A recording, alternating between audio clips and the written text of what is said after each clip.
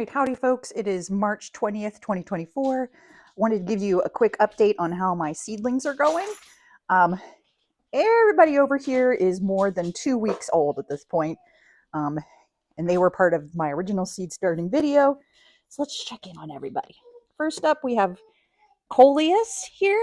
I didn't get as many seeds initially as I first wanted or expected. Usually I have like a total lawn.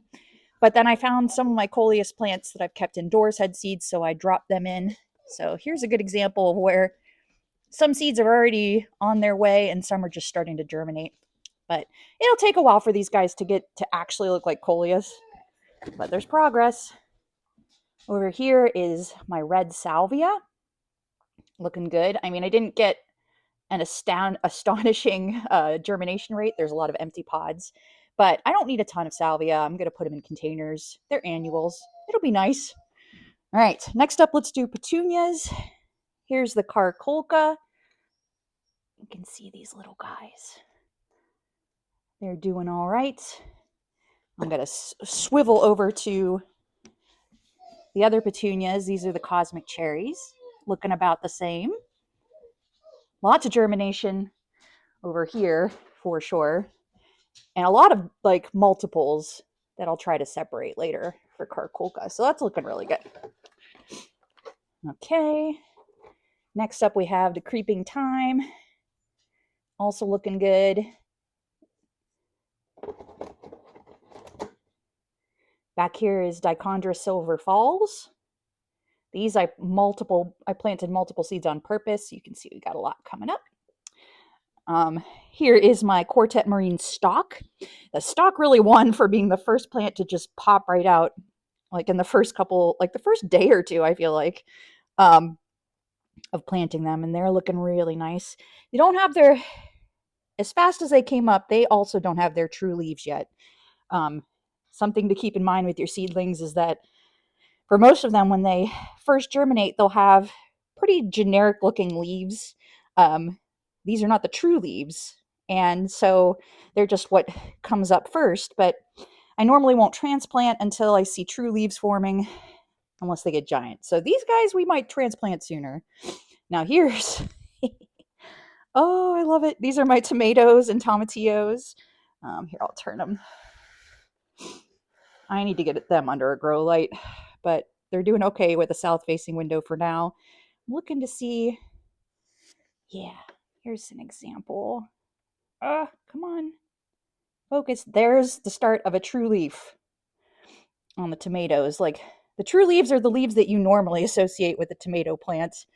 I can see a couple of them coming up. Man, it's hard to focus on them. There. But yeah, so they are on their way, and I keep rotating them as they lean towards the light every day, just to kind of keep them going straight. But these are actually the ones I really want to transplant sooner rather than later, because they can take up all the nutrients and space they get. All right, we're gonna go over to our other table. All right, let's start with Barb's begonias. These are also on my list of it's time to transplant. They've reached the like super thick lawn stage. They have their true leaves, so I need to prick some out into their own containers so they have more room to grow. Because at this point, they won't. When plants are really tightly sewn together, it does limit how big they'll get before they impinge on their neighbors. So that's Barb's begonias. All right. Next up, we have my whiskey cocktail begonias that I collected seed from off my plants last year. They're looking great and getting ready to transplant too. And one of the things that I liked about the whiskey cocktail is that they had these darker, like bronze leaves, and you can see that starting to show up on the true leaves, which I like. Okay. Coming over. These are the whiskey cocktail that I bought this year in pelleted seeds. So obviously I have many fewer, but the germination rate was really good for the number of seeds I got, and you can see their true leaves. And then finally, the begonia megawatt pink.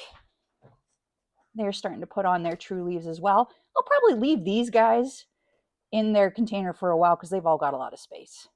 Same with the ones, the pelleted seeds I bought this year. If they've got enough space, they're already in potting soil that has fertilizer, so no need to move them around just yet. All right, and then we have the Envy Viola, I believe. Or is it? Yeah, I think that's the Viola.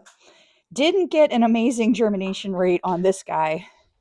I actually took everybody that was sprinkled throughout and kind of consolidated them up here. And there's one little guy coming up slow. These guys do definitely have true leaves. I mean, if you don't know what a true leaf looks like, the other hint would be they're the leaves that come up after the first two leaves you see at germination. So here I can see those lower leaves are the first leaves to come out, and then these next two are the true leaves. So I'll probably want to transplant these soon, along with their compatriots here. I think these are the Pansy Lake of Thun. Wow, look at these. They're coming out the sides even. Much better germination rate with them compared to the Viola, but that's okay. These are just an experiment. They're going to be for any spring planting if they can grow fast enough. But for both of these, I will want to transplant them soon because these cocoa pods, coco coir pods, they don't have any nutrients added to them. I've been watering them with a diluted fertilizer, liquid fertilizer, so they are getting some nutrients, but it'll just be a lot easier to get them in some potting soil, some like Miracle Grow potting soil, and let them take off. So that's what seedlings are doing. In geranium news, I'm a little bit nervous. Last year, I was really lax with storing my geraniums. I just threw them in a box, left it in my kitchen, and then they all potted up just fine the next year. This year has not been the same story. I feel like the storage conditions were just the same, but I must have let them dry out a little bit too much. So I've got this. This is what I expect to see. This guy was already like leafing out in the box.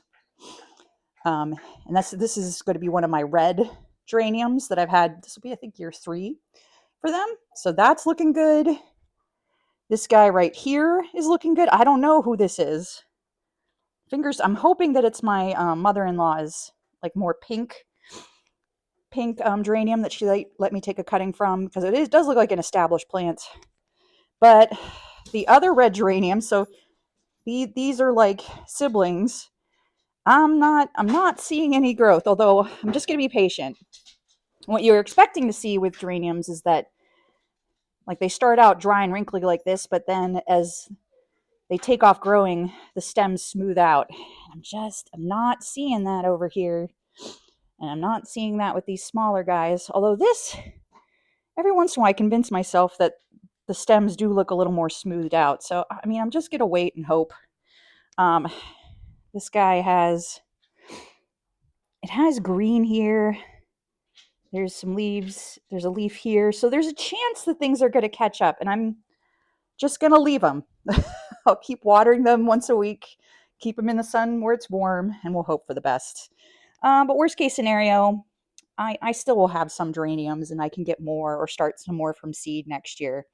But I think what happened is that I must have misted my geraniums at least once in their storage box last year. And then this year I just left them.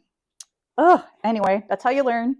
And then finally, my dormant hibiscus has definitely, I think you've already seen it in a previous video. It broke dormancy and it's really leafing out and living its life. I even bought some new hibiscus friends for this summer because they give the yard a tropical feel, which is great for Michigan because that's kind of a rare experience. But anyway, that's the latest update. So these guys have all been planted for over a month. The ones back there, about 2 weeks plus, 2.5 weeks, I'd say. So garden is growing. See ya all later.